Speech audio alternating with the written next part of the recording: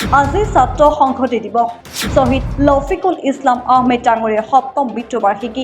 7 বছৰ পিছতো দোষীক শাস্তি প্ৰদান কৰিব পৰা নাই অসম আৰক্ষীয়ে। আজি মাজখোৱা গুৱাহাটীত অনুষ্ঠিত হোৱা ছাত্ৰ সংহতি দিৱসত ABMCৰ প্ৰাক্তন সভাপতি শ্বাহ কামাল খাণ্ডকাৰ ডাঙৰীয়াই কি ক'লে শুনোৱা হওক। সাধাৰণ সম্পাদক, সেই সময়ৰ আমাৰ আইন উপদেষ্টা, স্বনামধন্য আইনবিদ, গুৱাহাটী উচ্চ ন্যায়ালয়, আমাৰ নৱাদুদ্দা আৰু বৰ্তমানৰ ABMCৰ কেন্দ্ৰীয় জিলা তথা বিভিন্ন স্তৰৰ সংগ্ৰামী সতীৰ্থ বন্ধুসকল সকলোকে এই চেগতে সংগ্ৰামী অভিনন্দন জ্ঞাপন কৰিছোঁ। এনে অনুষ্ঠানত উপস্থিত হৈ পেলাই নিজকে যেন স্মৃতি কিবা তাকো লৈ যোৱা নিচিনা কিবা পৰিৱেশ সৃষ্টি হৈছে মনৰ মাজত। ছাত্ৰ সংহতি দিৱস যোনটো নামাকৰণ, এই নামাকৰণৰ সৈতেও আমাৰ সম্পৰ্ক ওতঃপ্ৰোতভাৱে জড়িত। লাফিকুল ইছলাম আহমেদক মৃত্যু দিনটোক আমি শ্বহীদ দিৱস হিচাপে পালন কৰোঁ। শ্বহীদ দিৱস বুলি ক'লে ABMC তাৰো দিৱস আছে। তাৰ ওপৰত গৈ পিনে আমি তেওঁৰ মৃত্যু দিনটোক সেই সময়ত ছাত্ৰ সংহতি দিৱস হিচাপে নামাকৰণ কিয় কৰিম? দুই এষাৰ নকলে হয়তো এই কথাবোৰ ভৱিষ্যত প্ৰজন্মৰ কাৰণে এক হাতৰ হৈ থাকিব। সেইকাৰণে এই চেগতে দুই এষাৰ কোৱাৰ নিশ্চয় চেষ্টা কৰিব লাগিব, যাতে কথাবোৰ পৰৱৰ্তী সময়ত ইতিহাস হৈ থাকে। শ্ৰদ্ধাৰ সংগ্ৰামী বন্ধুসকল, লাফিকুল ইছলাম আহমেদ আৰু তেখেতৰ মৃত্যুক লৈ আমি কেৱল চৰ্চা কিয় কৰোঁ? তেওঁ বাৰজাই গুলিৰে থকা সৰকা কৰাৰ কাৰণেই আমি তেখেতক মনত ৰাখিব লাগিব নেকি? নহয়। তেখেত কোন আছিল? অলপ পিছলৈ যাব লাগিব। যেতিয়া 2012 নহয় 1989 চনৰ পৰা সেই নিৰ্দিষ্ট ভৌগোলিক পৰিসীমাৰ ভিতৰত মানুহে ন্যায় নিৰাপত্তা অধিকাৰ কাক কয় বুজি পোৱা নাছিলে। জাত পাতৰ ঊৰ্ধত গৈ পেলাই ইয়াত ধৰ্ম আৰু জাতিৰ কথা নাছিলে। তাত সাধাৰণ মানুহৰ যিমানখিনি মানৱ অধিকাৰ কাক কয় সেই অধিকাৰৰ শব্দটোৰ অৰ্থই বুজি পোৱা নাছিলে। 1989 চনৰ পৰা পৰ্যায়ক্ৰমে 2012 চনলৈকে যি ধৰণৰ মানৱ অধিকাৰক সেই অঞ্চলত উলংঘন কৰা হৈছিলে, সেই সময়ত যোনটো ৰাজনৈতিক দৃশ্যপট পৰিৱৰ্তন কৰাৰ নেতৃত্ব গ্ৰহণ কৰাৰ অন্যতম কাণ্ডাৰী ব্যক্তিজন আছিল লাফিকুল ইছলাম আহমেদ।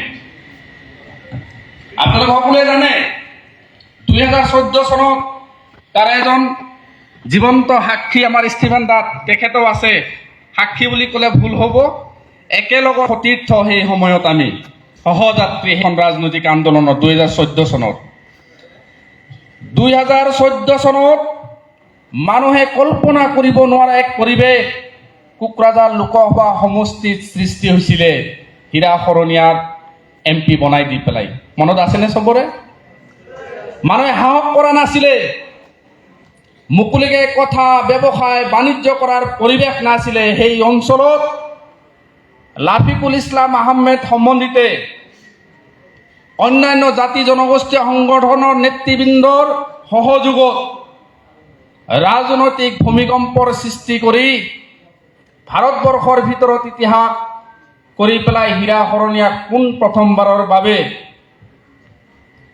নিৰ্যাতিত, নিষ্পেষিত, অৱহেলিত সেই অঞ্চলৰ মানুহখিনিৰ কথা কোৱাৰ কাৰণে পাৰ্লিয়ামেণ্টলৈ পঠিয়াই দিয়া হৈছিল। সেয়া আৰম্ভণি আছিল BTC অঞ্চলত অধিকাৰৰ সংগ্ৰামৰ আৰম্ভণি আছিল এইটো। পৰৱৰ্তী সময়ত 2014 চনৰ পৰা 2016 চনলৈকে আমি ৰাজনৈতিক আন্দোলনত জড়িত হৈ পেলাই এটা তিতা সোৱাদ পালোঁ। তিতা সোৱাদ সেইটো হ'ল যাক আমি MP আশা কৰি পেলাই বনো, সেই MPৰ দ্বাৰা আমাৰ জনগোষ্ঠীয় এছপাইৰেশ্যনখিনি পাৰ্লিয়ামেণ্টত আশা কৰা ধৰণে কোনো দিনেই কোনো পথেই উপস্থাপন নহ'ল। আমি বিমুখ হৈ পেলাই 2016 চনত যেতিয়া লাফিকুল ইছলাম আহমেদক সভাপতি ABM-চুৰ আৰু মোক সাধাৰণ সম্পাদক নিৰ্বাচিত কৰা হ'ল, আমি সংকল্প ল'লোঁ আমাৰ জনগোষ্ঠীটোক আমি ৰাজনৈতিক আন্দোলনৰ পৰা অলপ নিলগত ৰাখি পেলাই এই জনগোষ্ঠীটো অৱহেলিত হোৱাৰ মূল কাৰণসমূহ কি, সেই কাৰণসমূহ অলপ বিশ্লেষণ কৰোঁ আহক। আমি কাৰণসমূহ বিশ্লেষণ কৰিবলৈ গৈ পেলাই আমি দুটা দিশ বাছি ল'লোঁ। এটা দিশ আছিল আমাৰ সংখ্যালঘু জনগোষ্ঠীক পংগু কৰি পেলোৱা কিছুমান ছ'চিয়েল অবষ্টাকল, সামাজিক বেধি কিছু। আপোনালোক জানে এইটো তিতা বাস্তৱ হ'লেও এইটোৱে সত্য যে BTC অঞ্চলৰ, মই অসমৰ অন্য অঞ্চলৰ সংখ্যালঘুৰ কথা নাজানো বিশেষকৈ, BTC অঞ্চলৰ সংখ্যালঘু মুছলমানসকলৰ যোনটো সামাজিক অৱস্থা আছিলে 2016 চনৰ আগত, যোনটো শৈক্ষিক অৱস্থা আছিলে, মানুহৰ যোনটো অৰ্থনৈতিক পৰিকাঠামো আছিলে, খুবেই ভয়ংকৰ, ভয় লগা আৰু দুখজনক আছিলে।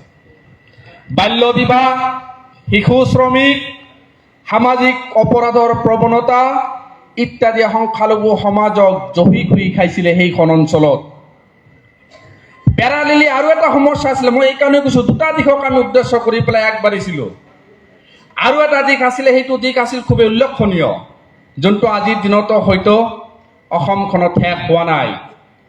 এই সংখ্যালঘু জনগোষ্ঠীক দেখিলেই সন্দেহৰ চকুৰে চোৱাৰ যোনটো প্ৰৱণতা, আমাক দেখিলেই মানুহে ভাবে, কিছুমান, চবেই নহয় দেই, আমাক দেখি একাংশই ভাবে এওঁলোক চোৰ ডকাইতৰ দল, হয়নে নহয়?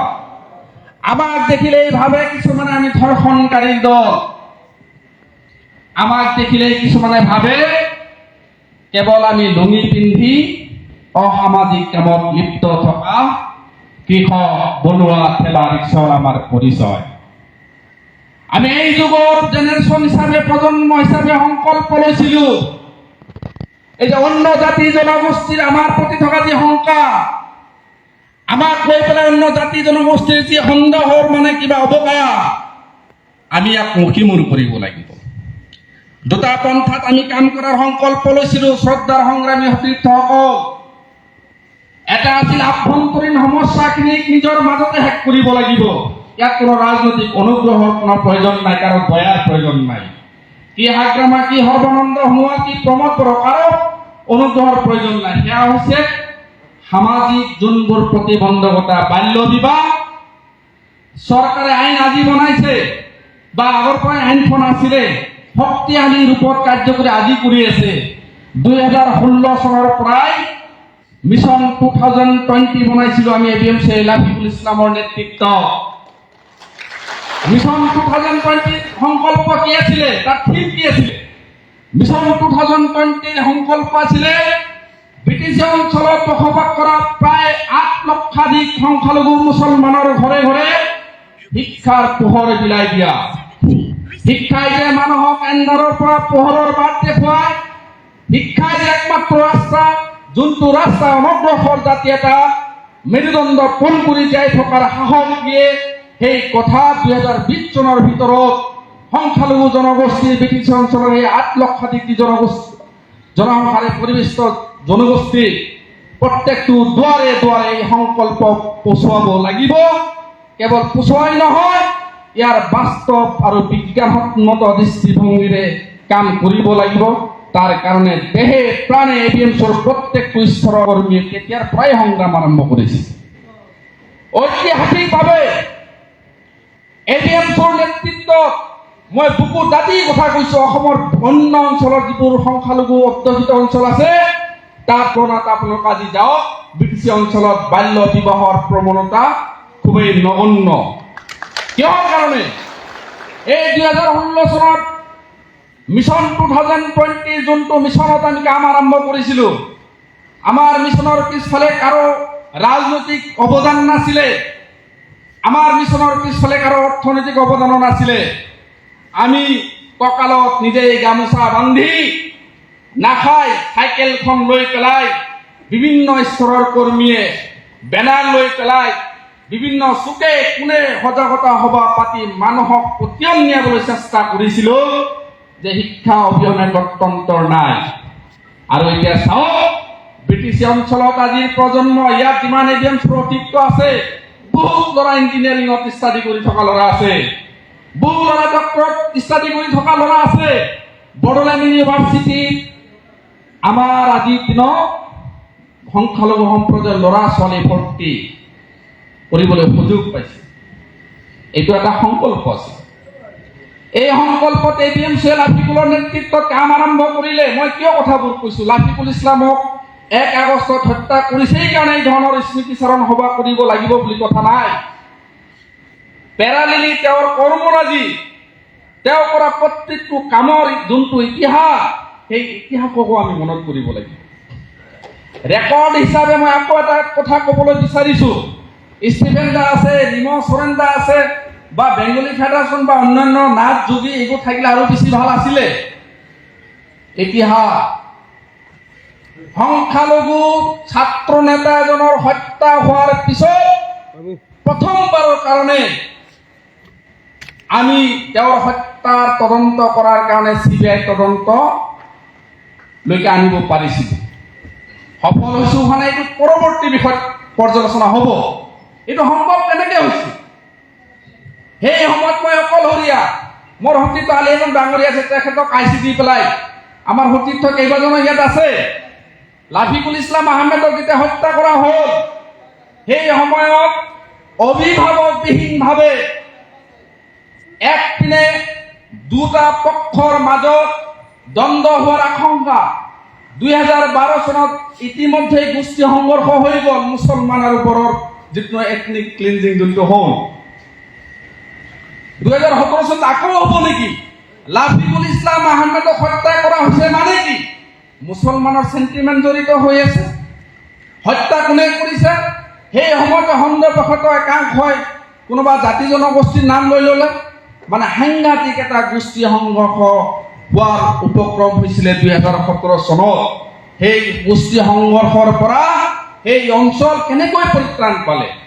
সেয়া আছিল লাফিকুল ইছলামৰ সবল দৃষ্টিভংগী আৰু পদক্ষেপৰ ফল। কেৱল আমি কষ্ট কৰিছো সেয়া নহয়, হত্যাৰ দিনাই সদৌ অসম ছাত্ৰ সন্থাৰ দৰে এখন প্লেটফৰ্ম, অসম জাতীয়তাবাদী যুৱ ছাত্ৰ পৰিষদ, সদৌ বড়ো ছাত্ৰ সন্থা, সদৌ কোচ ৰাজবংশী ছাত্ৰ সন্থা, আমাৰ চাওতাল ছাত্ৰ সন্থা সমন্বিত এনেকুৱা এটা জাতি জনগোষ্ঠীৰ সংগঠনৰ নেতৃবৃন্দ নাছিল যে সেই আন্দোলনখনক হাতে হাত মিলাই পেলাই BTC-খনক ছাত্ৰ আন্দোলন হিচাপে গঢ়ি তুলিছিল। ইয়াতকে ডাঙৰ পজিটিভ কথা কি হ'ব পাৰে? সংখ্যালঘু মুছলমানে যেতিয়া নিজে উৎপাদন কৰা ফচলৰ দাম বিচাৰি ৰাজপথত আহে, গুলীয়াই হত্যা কৰা হয়। কাষত থিয় দিয়া কাকবা দেখিছে? অন্য দল সংগঠনক খুবেই কম। ভূমিৰ অধিকাৰ বিচাৰি অহাৰ পিছত যেতিয়া সংখ্যালঘু মানুহক, নিৰীহ নিৰস্ত্ৰ মানুহক গুলীয়াই হত্যা কৰা হয়, তাৰ ওপৰত দানৱীয় ৰূপে প্ৰহাৰ কৰাৰো চৈতন্য ক্ষমতা আমি দেখিছো। তাৰপিছত কোনোবা দল সংগঠনৰ নেতৃবৃন্দ সেই সংখ্যালঘু পৰিয়ালৰ কাষত থিয় দিয়া দেখিছেনে? নিশ্চিতভাৱে দেখা নাই। একমাত্ৰ লাফিকুল ইছলাম আহমেদৰ হত্যাকাণ্ডত কেৱল APMC আন্দোলন কৰিছে কোনো কথা নহয়। অসমৰ প্ৰতিষ্ঠিত এনেকুৱা এটি সংগঠন, জাতীয় সংগঠন নাছিল যোনে লাফিকুল ইছলাম আহমেদৰ সপক্ষে আন্দোলন কৰা নাই। আৰু এই কথাটো আমিও বাৰম্বাৰ কৈ আছিলো যে লাফিকুল ইছলাম আহমেদ কেৱল এটা জনগোষ্ঠীৰ নেতা নাছিলে। তেওঁ যোনটো কাম কৰিছিলে, মই দ্বিতীয় যোনটো উদ্দেশ্য কৈছিলো যে বিভিন্ন জাতি জনগোষ্ঠীৰ মাজত পাৰস্পৰিক সম্বন্ধ আৰু বিশ্বাসৰ পৰিৱেশ গঢ়ি তোলা।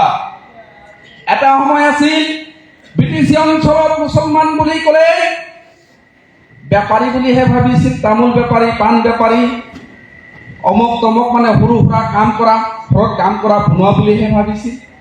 2016 চনৰ পিছৰ পৰাই লাফিকুল ইছলাম আহমেদৰ নেতৃত্বত BTC অঞ্চলত সংখ্যালঘু মানুহখিনিৰ সৈতে অন্য জাতি জনগোষ্ঠীৰ মানুহৰ যোনটো বিশ্বাসৰ ভাৱ, সেই বিশ্বাসৰ ভাৱ সৃষ্টি হৈছিলে। এইটো জাতিৰ কাৰণে সাংঘাতিক পজিটিভ এটা দিশ আছিলে। আৰু আজি যোনটো ব্ৰিটিছ অঞ্চলত শান্তিৰ পৰিৱেশৰ কথা কোৱা হয়, এই শান্তিৰ পৰিৱেশৰ সৃষ্টি 2020 চনতে হোৱা নাই। এই শান্তিৰ পৰিৱেশৰ সৃষ্টিত আমাৰো অৱদান আছে, বিভিন্ন জাতি জনগোষ্ঠীৰ নেতৃবৃন্দৰো অৱদান আছে। আমি পাৰস্পৰিক সম্বন্ধ বিশ্বাসৰ ওপৰত বিশ্বাস কৰি পেলাই সেই অঞ্চলত জাতি জনগোষ্ঠীৰ মানুহখিনিৰ মাজত এটা চেইন সৃষ্টি কৰিছো। এই ক্ৰেডিটটো গোটেই জাতীয় সংগঠনবোৰক দিব লাগিব। তো যিয়ে নহওক, মই বেছি দীঘলীয়া কৰিব খোজা নাই। মই জাষ্ট কথাবোৰ আক্ষেপেৰে ক'ব খুজিছো। শেষত তেখেতৰ দিনত মই সাধাৰণ সম্পাদক, পৰৱৰ্তী সময়ত মই এডিএমচিৰ সভাপতি। 1 আগষ্টত তেওঁক হত্যা কৰা হ'ল, তেওঁৰ হত্যাক লৈ পেলাই আন্দোলন কৰা হ'ল।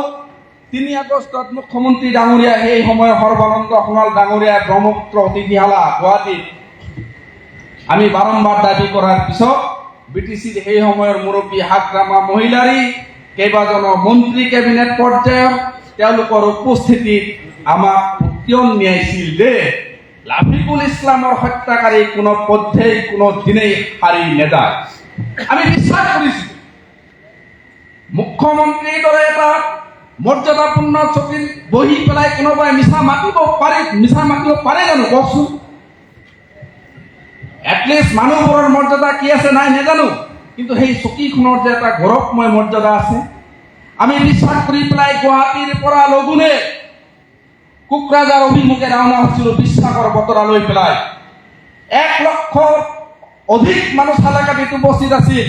সেই মানুহখিনিক কথা দি আহিছিলো যে মুখ্যমন্ত্ৰী ডাঙৰীয়া, তাত আমি গৈ আছো, এই লাফিকুল ইছলামৰ যোনটো হত্যা, BTC অঞ্চলত ছাত্ৰ নেতাৰ হত্যা, এইটোৱে শেষ হত্যা হওক। কিয়নো ইয়াৰ আগতে বস্কো শৰ্মাকো আদিবাসী ছাত্ৰ নেতা, চামলাই বসুমতাৰী একচুৰ ছাত্ৰ নেতা, তেওঁলোককো সেই BTC অঞ্চলত এনেকৈ হত্যা কৰাইছে, সেইবোৰৰ কোনো বিচাৰ হোৱা নাই। সেইকাৰণে লাফিকুল ইছলাম আহমেদৰ হত্যাকাণ্ডটোৱে শেষ হত্যা হওক ছাত্ৰ নেতাৰ কাৰণে, আৰু যাতে ৰক্তৰ খেল এইখন BTC অঞ্চলত নহয়, সেই আশা লৈ পেলাই আহিছিল গুৱাহাটীত। মুখ্যমন্ত্ৰী ডাঙৰীয়াৰ কথাত পতিয়ন গৈ পেলাই কোকৰাঝাৰলৈ উভতি গৈ পেলাই মানুহক আশ্বস্ত কৰিছিলো যে আপোনালোকে চিন্তাৰ কোনো কাৰণ নাই, আমাৰ লাফিকুল ইছলাম আহমেদক কোনোবা বড়ো জনগোষ্ঠীয়ে হত্যা কৰিছে বুলি এই ধৰণে আপোনালোকে চিন্তা নকৰিব। তেওঁক হত্যা কৰা মানুহবোৰ নিশ্চিতভাৱে দুষ্কৃতিকাৰী, কোনো জনগোষ্ঠী হিচাপে নহয়। এই দুষ্কৃতিৰ পানিছমেণ্ট নিশ্চিতভাৱে হ'ব। মুখ্যমন্ত্ৰীয়ে আমাক কথা দিছে, CBI তদন্ত হ'ব আৰু আমি উপযুক্ত ন্যায় আৰু বিচাৰ পাম। আক্ষেপ আৰু আফচোচ এইখিনিতে ৰৈ গ'ল। যিদিনা মুখ্যমন্ত্ৰী ডাঙৰীয়াক আমি সাক্ষাৎ কৰি গ'লো, তাৰ পৰা প্ৰায় 15 দিন মান অপেক্ষা কৰাৰ পিছত SIT গঠন, SIT বোলে ক্লু কালেকশ্যনৰ কাৰণে দিয়া হ'ল। SKS আৰ্টিষ্টক অনা হ'ল কলকাতাৰ পৰা, আমাৰো সাক্ষ্য লোৱা হ'ল। আমি বহুকেইজনে সাক্ষ্য দিছো, আমিও সাক্ষ্য দিলো। আমিও দৰজাই দুৱাৰে দুৱাৰে নক কৰিলো, আমাক ন্যায় দিয়ক। লাফিকুল ইছলামৰ দেউতা ভগ্ন দেহাৰে নিৰাশ মনেৰে আমাৰ লগতো গ'ল দুৱাৰে দুৱাৰে, আমাক ন্যায় দিয়ক। ন্যায়টো আমি নেপালোৱে। ওপৰঞ্চি আমি কি পালো জানে? কেছৰ ওপৰত কেছ। পুলিচে ধৰিব লাগে লাফিকুল ইছলাম আহমেদৰ হত্যাকাৰীক, আৰু সেই পুলিচে খেদি ফুৰে আমাৰ দৰে ছাত্ৰ কৰ্মীসকল। আমাৰ ঘৰত থাকিব নিদিয়ে, মানুহ মৰিছে আমাৰ,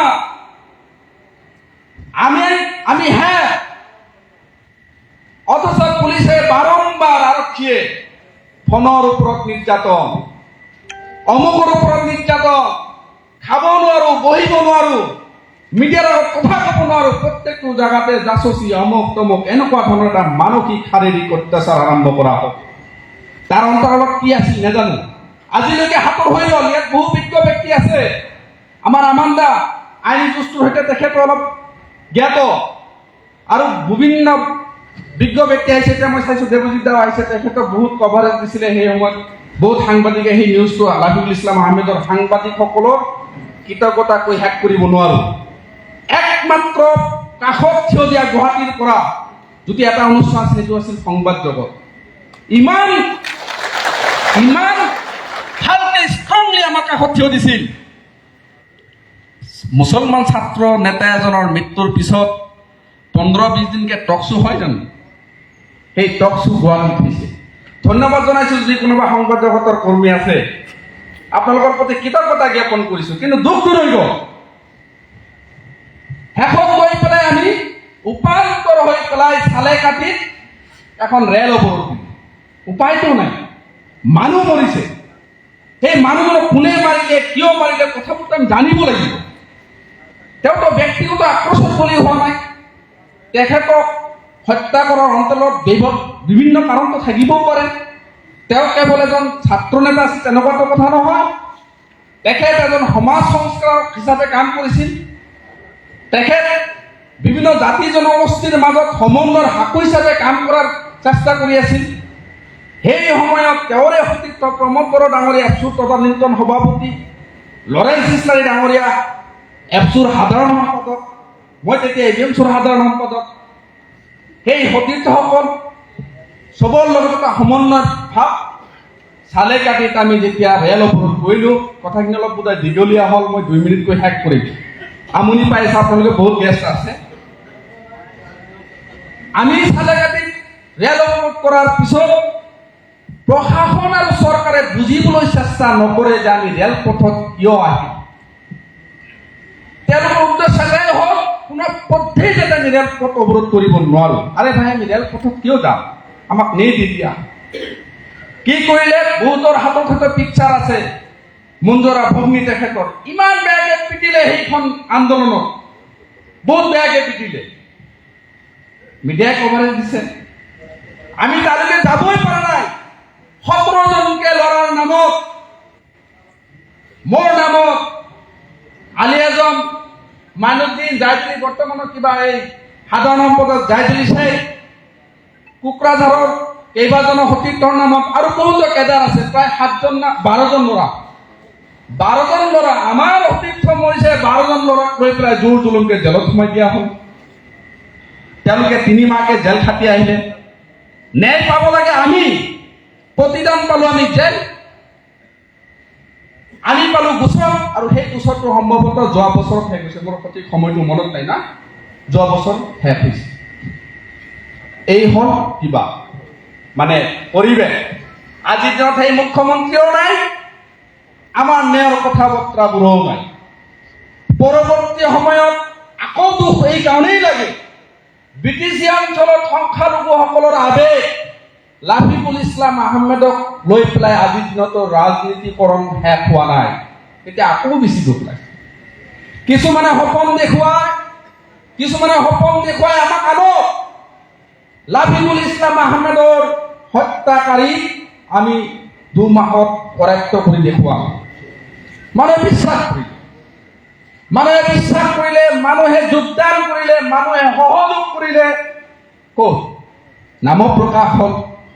নামবোৰৰ অন্তৰত কি আছে কি নাই আমি ইমানটো নেজানো, কিন্তু নামটো প্ৰকাশ হ'ল। সেই মানুহবোৰ জীৱিত নে মৃত, সেই মানুহবোৰৰ অস্তিত্ব আছে নে নাই হত্যাকাৰীবোৰৰ, এই কথাবোৰ আজিলৈকে স্পষ্ট নহল। সেই হত্যাকাৰী কেইজন লাফিকুল ইছলাম আহমেদক কিয় হত্যা কৰিলে, তেওঁলোকৰ সৈতে লাফিকুল ইছলাম আহমেদৰ কি শত্ৰুতা আছিল, কাৰণৰ যোনটো ৰহস্য, সেই ৰহস্য আজিলৈকে ক্লিয়াৰ নহল। কথাবোৰ আগৰ দৰে বস্ক চেৰমাকক ডাঙৰীয়া হত্যাকাণ্ড, চেমলাই বসুমতাৰী ডাঙৰীয়াৰ দৰে হত্যাকাণ্ডৰ যোনটো ৰহস্য, সেই ৰহস্যৰ গতিতে গ'ল। যোনটো কথা আমি 2016 চনতে সন্দেহ প্ৰকাশ কৰিছিলো যে এই হত্যাকাণ্ডৰ ন্যায় হয়তো আমি সম্ভৱতঃ নেপাম। এইখন মঞ্চৰ জৰিয়তে সেই সময়ত লাফিকুল ইছলাম আহমেদৰ হত্যা আন্দোলনৰ সৈতে জড়িত লৰেন্স ইছলাৰী ডাঙৰীয়া, বৰ্তমানৰ MLA, বৰ্তমান বিটিচিৰ চিফ প্ৰমোদ বড়ো ডাঙৰীয়া, এটা সময়ত বড়ো মুছলমানৰ মাজত সমন্বয়ৰ হাকুৰ কাম কৰা লাফিকুল আৰু প্ৰমোদ বড়ো ডাঙৰীয়া, সেই দুজনৰ এজন মৰিল। এই নৈতিকতা পালন কৰিবনে? এটলিষ্ট কমপক্ষে এই নৈতিকতাটো পালন কৰিবনে? একেলগে ছাত্ৰ আন্দোলন কৰা, বিটিচি অঞ্চলত শান্তি সম্প্ৰীতিৰ কাৰণে কাম কৰা ছাত্ৰ নেতা এজন হত্যাৰ বলি হৈছে, অন্যজন শাসনৰ গাদীত বহিছে। এতিয়া আমি তাৰ পৰা ন্যায় আশা কৰিব পাৰো নে নোৱাৰো? কথাবোৰ উত্তৰ নাই। উত্তৰবিহীন এই আন্দোলনটোক ক'ত লৈ শেষ কৰিব, এই সমাধান বিচাৰি আজি ABMCৰ সভাপতিয়ে বিজ্ঞ মানুহখিনিক মাতিছে। মই কেৱল মোৰ মনৰ যোনখিনি স্মৃতি, তেখেতৰ সৈতে কাম কৰা, পৰৱৰ্তী সময়ত আন্দোলনত মুখামুখি হোৱা যোনবোৰ হেৰেজমেণ্ট, তাৰ বিষয়ে ক'ব পাৰিম। তাৰ বাহিৰে মোৰ হাততো সুদত্তৰ নাই। মই কাকনো কোনটো ৰাস্তা দেখুৱাম? বহুত বয়োজ্যেষ্ঠ ব্যক্তি ইয়াত আছে, জনশুনা ব্যক্তি আছে, তেওঁলোকে নিশ্চয় ইয়াত দিহা পৰামৰ্শ দিব। শেষত মই এটা কথা কৈ যাওঁ, ABMC ভয় খাব নালাগে। হয়, আমাৰ হাতত ৰাজনৈতিক নেতা নাই, আমি প্ৰাক্তন ABMC হিচাপে MLA মন্ত্ৰী নহয়, MCLA নহয় সেইখন অঞ্চলৰ, কিন্তু আমাৰো মনোবল আছে, আমাৰো সাহস আছে। যিদিনাখন ABMC মাজবাটৰ পৰা ওদালগুৰি, মাজবাটৰ পৰা কোকৰাঝাৰলৈ যাত্ৰা আৰম্ভ কৰিব, মই কথা দিছো প্ৰাক্তন ABMC কৰ্মী হিচাপে ময়ো সেইখন যাত্ৰাৰ সন্মুখত থাকিম।